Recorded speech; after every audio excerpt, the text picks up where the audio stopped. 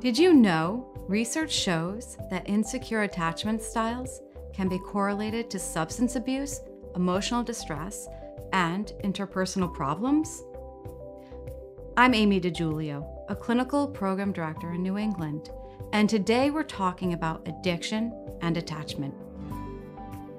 Attachment styles are formed by our first major relationship with our primary caregiver and are defined by how secure or insecure a person feels in a relationship.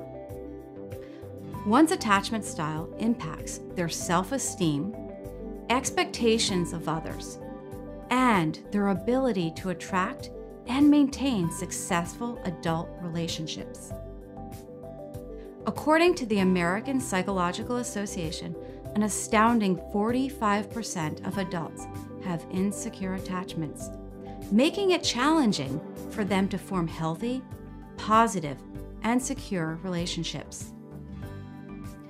Attachment styles ultimately affect a person's vulnerability to addiction in adolescence or adulthood. Let's look more closely at the 4 predominant attachment types. Number 1, secure attachment. People with secure attachment had a caregiver who was in tune with their physical and emotional needs.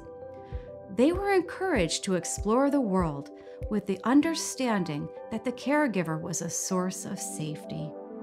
A secure adult has a similar relationship with their romantic partner, feeling secure and connected while allowing themselves and their partner to move freely. 2, anxious ambivalent attachment. People with anxious ambivalent attachments had caregivers who were inconsistent and sometimes intrusive. As adults, they were anxious and insecure. They can be controlling, blaming, erratic, unpredictable, and sometimes charming. 3, anxious avoidant attachment.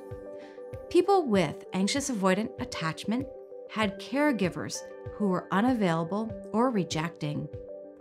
These adults avoid closeness or emotional connection and are distant, critical, rigid, and intolerant. Research suggests that this masks their distress after disconnecting from a caregiver. 4, disorganized attachment. These caregivers likely ignored or did not see their child's need and perhaps behaved in a way that was frightening to the child. As adults, children with disorganized attachment can be described as chaotic, insensitive, explosive, abusive, and untrusting, even while craving security. In a secure attachment formation, the brain associates the release of many of our mood and feel-good neurotransmitters, such as dopamine, serotonin, and oxytocin, with our caregivers and their alignment to our physical and emotional needs.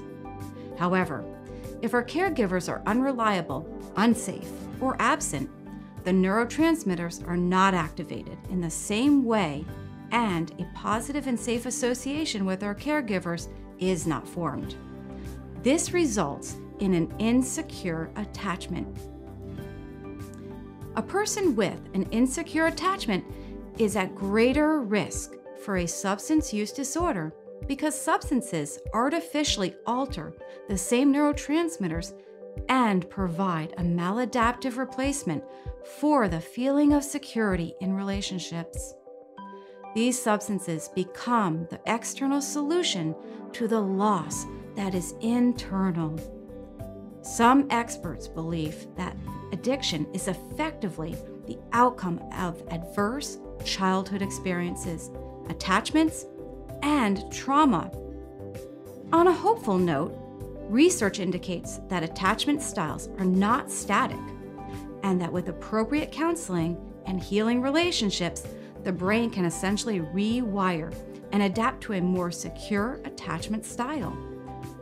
These experts believe that in order to become a more secure individual, there are a few things that we can do. Number 1, Acknowledge and offer compassion to the person who used substances as a way to fill the void from childhood. 2. Recognize that substances were used as a coping mechanism, an attempt to compensate for secure attachments. And 3. Explore attachment theory with a counselor or therapist to understand how it relates to your experience. If you'd like to review a study on substance use and attachment theory, please email learning@phoenixhouse.org and we'll send you the link. Thanks for watching, and now you know.